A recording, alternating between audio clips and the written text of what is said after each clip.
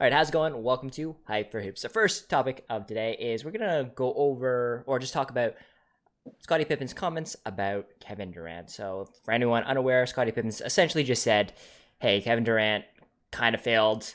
He cannot carry a team like LeBron James can." What are your thoughts on that? He said this after they got eliminated. Yes, Right? exactly, exactly. Right after Kevin Durant had these two monster hero games. And let's be honest, Kevin Durant was literally 2 inches. His foot was on the line from sending them home and ending the series. Was he? I don't know Yeah. if everyone's aware that game tying two in game seven, he thought he was shooting a three. Had he Yeah. hit that three, series Less is than over. less than 2 inches, Yeah. probably like half an inch, a Mhm, centimeter. mhm. His toes on Yeah. it, right? Just like the edge of his toes on it. And apparently Kevin Durant actually wears bigger shoes when he plays basketball, according to some article I read. So Like the So comment kind of makes sense though, right? Like he's never taken a team of nobodies and won the championship. nobody's no. He's gone to the finals with nobodies, but he didn't win a final with nobodies. Yeah, that's true. Because he had Kyrie when he won it. And Kevin Love. He's never won without Yeah. two other All Stars. But you could make the same argument about, isn't it the same? He's never won without two All Stars. Yeah, that's true. I'm not just saying. I'm just saying that in that sense that. But yes, he had two crazy good games. Dave, I don't. That was just like an unreal performance. What was it? 49, 17, and 12, something along that lines. What a crazy stat line. And he missed a free throw to get 50 points, which was kind of ridiculous. it's just fun to tweet Kevin Durant because he's so sensitive. That's true. That is true. Right. I think that's the reason. I mean, after those two games, he probably is the best player in basketball alive at this moment. Okay. Mhm. Right? So then we tweak him and he immediately has to lash back and get into like a flame war, right? Mhm. Like Scottie Pippen, I don't know what he's talking about here, except that he's just having one of these old man grievances. Like, Oh yeah. nothing today is as good as it used to be. But even Jordan has come out and said that out of all the current players, the guy that he respects and fears the most is Durant. Like if he was picking a team, that's the guy he would pick Okay. because he's just so versatile offensively, right? And I don't know, Pippen's out of line. He should not be commenting at this particular moment. And at the same time, Durant should learn to close Twitter once in a while. Like he doesn't need to respond to every insult. He's the best agree. player in basketball, period, to me. Yeah, he's an amazing player, but I look at who he has played with, and he has not won championships with those teams, and that's just shocking. Like, You mean Russell? You're talking about Russell. Well, The I'm first time more or than- the first Well, he had Harden, Ibaka, and Russell that time, but they're very young. I think that's. Yeah, they're very young. I don't know if you can argue that he could have won a championship with just Westbrook that year when they were up 3-1 against. Was it 3-1, Dave? I can't remember. They against should have. Golden They State. could have won. They were could. they were good. They were Mhm. they had the Warriors on the ropes basically. Mhm. So they could have won that. Yeah, I'm agreeing with Scottie Pippen here. I think he should the numbers that he puts up, it's great and all, but Mhm. if you don't make your team better, like LeBron makes his team better, Okay. right? Like just his presence alone, he doesn't have to score. He like just his presence on the court just automatically makes everyone around him better. And I would say I haven't seen that from Durant. Like he has amazing games, puts up amazing numbers, but he hasn't shown me enough to say that he can carry. He can carry because look, he's had help. He's had help and a lot of help. Like LeBron superstar has help. a lot of help, man. LeBron is recruiting help at the swimming pool in the off season, right? Come on. He is, but he had some shitty ass teams with the Cavaliers, and he took them to the finals. Even if he hasn't won a championship, like he took them to the finals. True, but it was in the Eastern Conference. There were actually no opponents that they had to beat. They just had to beat Boston every year. Which itself was an accomplishment. the Yeah, I question agree. is, can you be considered the best player in basketball or the greatest player in basketball if you don't win a championship? Like, period. Because we seem to be measuring it with the championships, and championships that you win single-handedly are worth even more. But is it possible that if Durant right now on the Nets is like the best offensive machine in basketball, can we recognize that even if they lose in the semifinals? Yeah, I would say that. Yeah, he's the greatest basketball player currently. Yes, yes. That's But all I wanted to know. yeah. But if you're gonna compare him with the best at like last season or the season before that, you look at LeBron or you look at someone else, previous seasons, I don't think he meets the standard of like carrying a team to a championship. Fair. LeBron, I will say, probably if you look at the 20-year career, has more accomplishments. Oh yeah.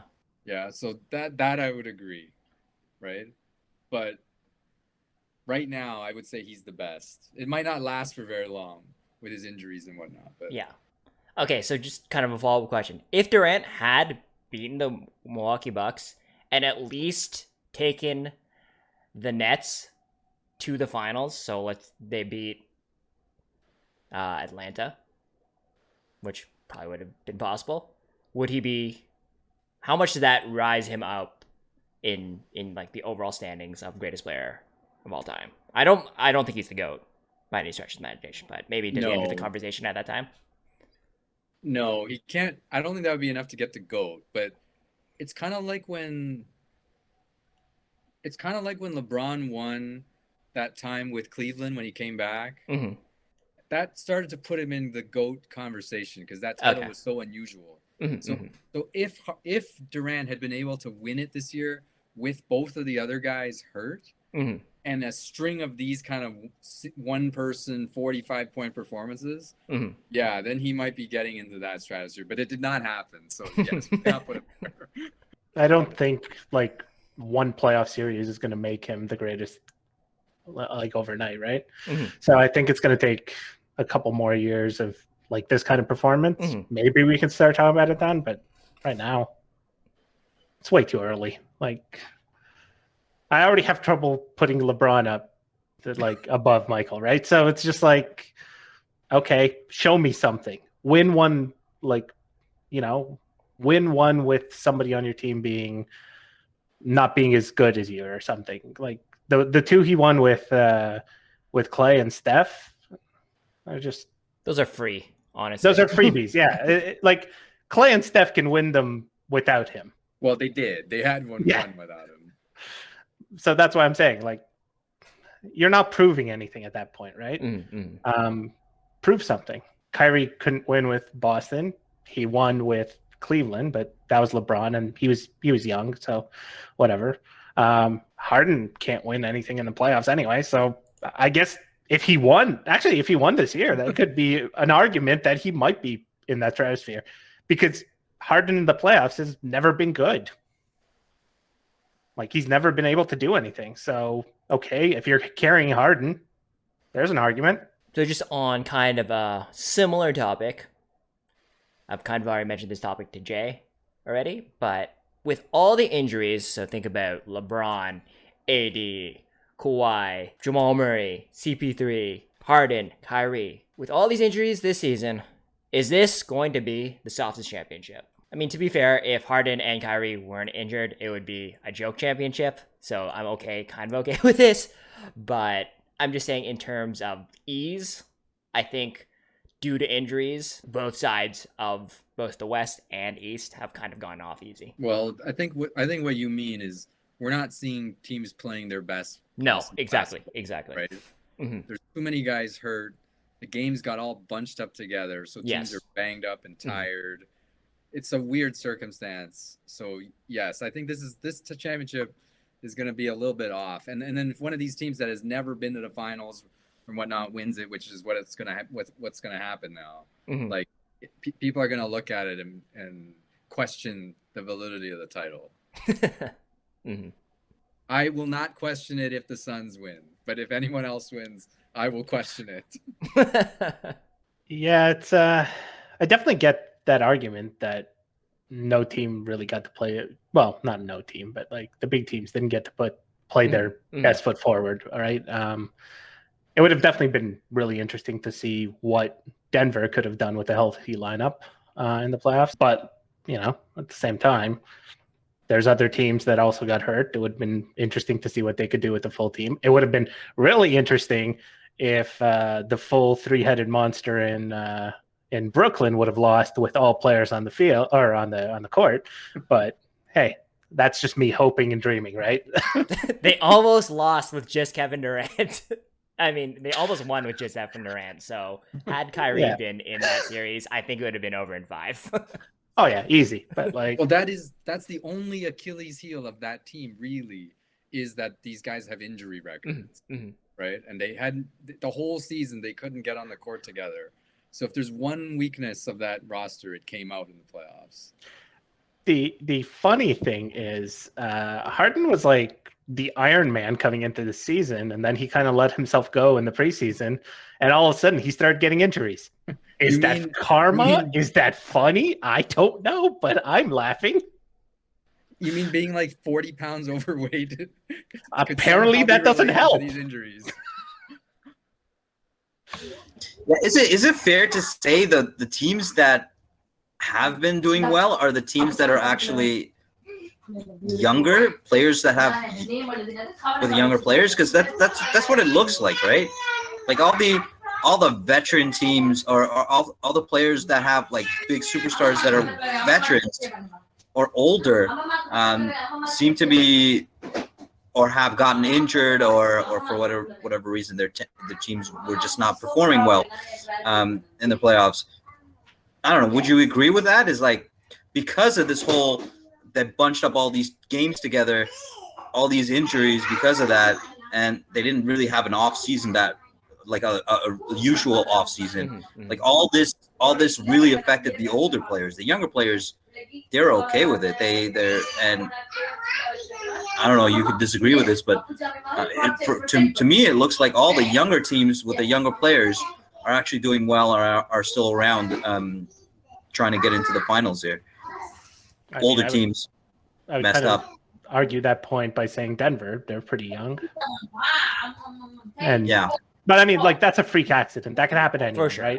So it's not fair to say that happened because of the schedule. But yeah, for the most part, older teams are not going to have as easy of a job as getting past all the games in the short amount of time. The funny thing is, I think next season might be affected a little bit by this as well, right? Because, playoffs are going longer this year.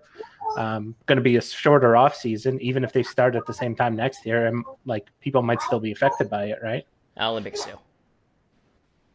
I don't know if you can completely say that it's a freak accident, because if you do start bunching up all these games together and guys are getting like they're not well rested, there is some like scientific evidence that when you're fatigued and tired, these catastrophic injuries can still happen more likely than if you were completely healthy, Yeah, so I mean, they'd have to measure the data and see like, is the rate of these injuries significantly higher? But it seems like there's been this argument for a long time that people are playing too much, there's too many games.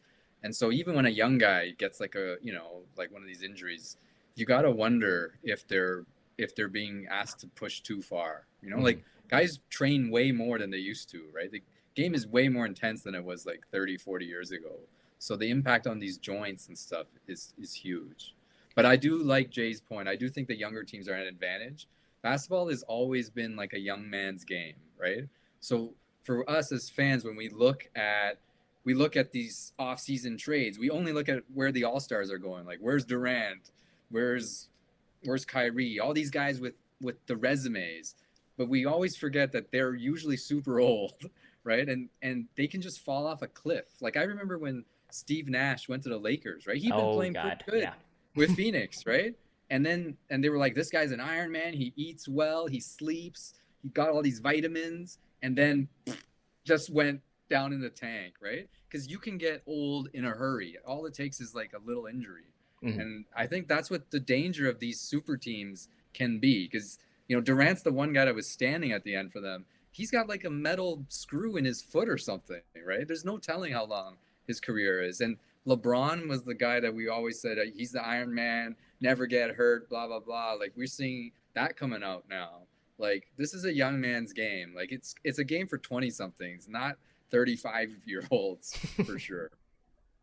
Well, you saw the same thing with Peyton on the Broncos, right? Like the one year he had an MVP season, the next year the defense carried him to a championship. Like he couldn't throw 8 yards to save his life, right? So, and to your point, this year in the English Premier League, you've seen more injuries than most seasons, and it's a compact schedule this year again. So, yeah, there's something to be said about that. And it's happening to young people or younger players too. Liverpool got completely destroyed by injuries this whole season. And it's not like they're an old team. I think the average age is like 26, 27. That's not that old. Having said all that, Chris Paul is well rested going into these last rounds now with that little COVID scare. So they're looking good. That's all I got to say. Still the shoulder. Is it? It's definitely cannot be 100% by now, right? No, but he got some built-in rest, and they won the games without him. This is as good as it's going to get for him in terms of chances. So what you're trying to say is he got some strategical COVID right at the right time? No, man. I think it just worked out well. That's all. No comment. So the next topic, we don't have to spend too much time on it just because it's just, just a couple of your thoughts on it. But this is the first time the Raptors have had a lottery pick since 2016, and even that was through a trade. So do you think, with this pick, what does the future hold for the Raptors? Are you optimistic? Are you pessimistic? Let me hear what your thoughts. Isaiah Thomas said, do not build your team through the lottery, because in order to get to the lottery, you have to be really bad. That's the rule I follow, unless Tim Duncan is available in the draft. And since I don't see him there, this conversation, we can move on. I don't think they need to build something, right? They need like one piece. And if you're looking for one piece, getting it through the draft isn't a bad way to go about it, right? Like if you can find that one need you have and you can get it through the draft, I don't think they're that far away, right? They're a couple pieces from being in playoff contention. Are they in championship contention? No. I'm realistic enough to say we're probably not going to get a Raptors championship again in the next 20 years. So, wait, playoff contention means in contention to make the playoffs, correct? I mean, they were almost in that this year with the stupid plans. So. Yeah, 6, 7, 8, like that kind of spot. Maybe they'll get a little higher if they magically get somebody really good in the draft. Yeah, it's pretty bad policy to try to tank and then get a draft pick and then still be bad the next year. Like you would have to consistently tank like for a good 3-4 years and then get draft picks those 3-4 years. Like to make exactly to make an actual difference in your franchise. Like I don't think this one player is going to make or break this team.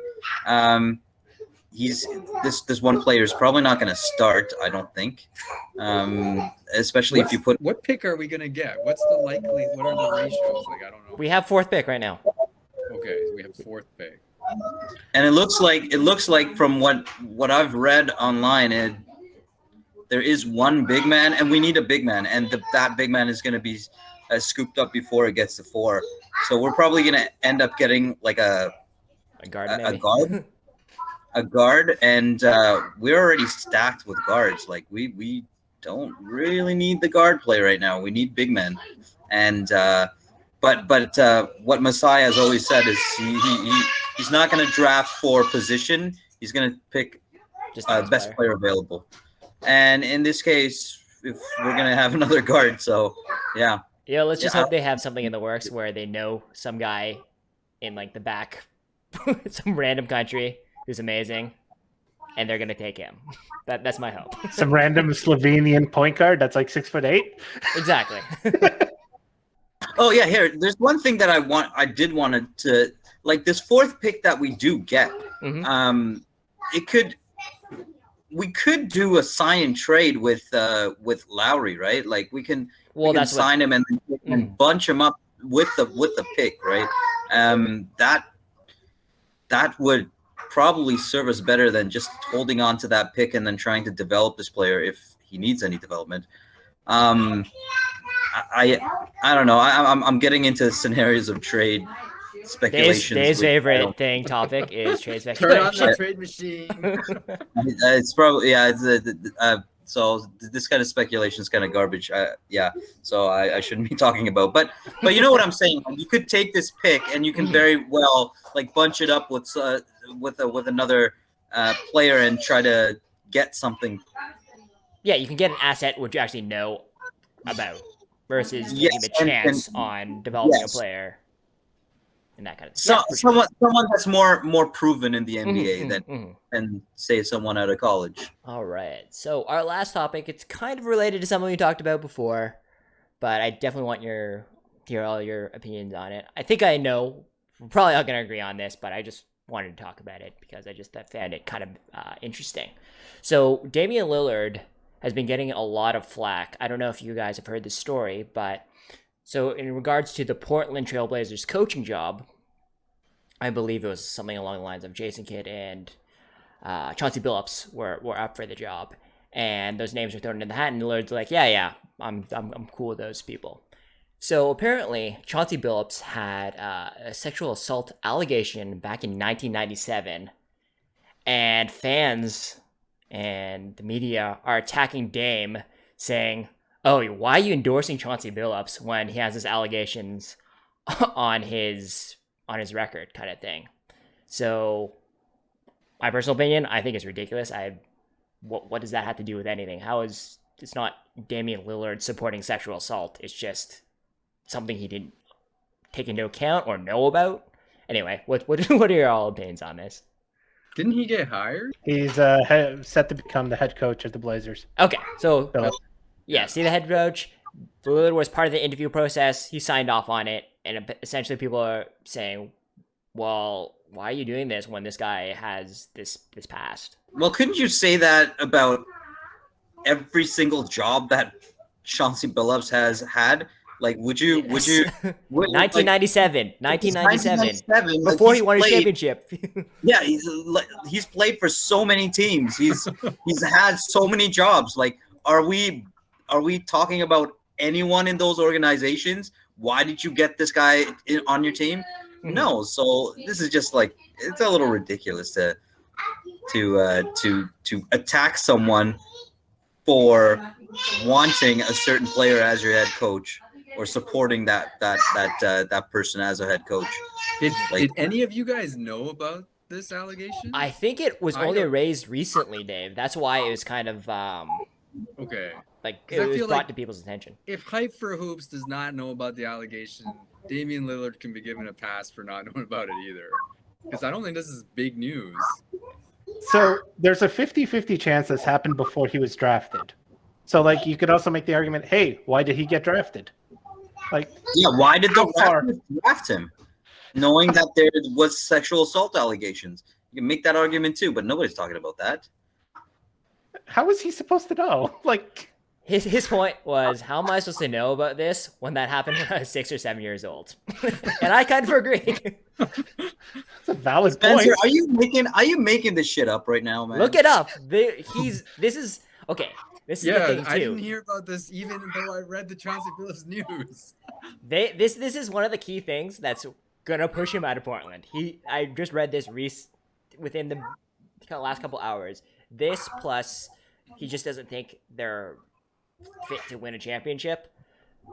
This is gonna push him out of Portland. So the fans riding his ass about something so stupid are gonna push him out of Portland. Just watch. I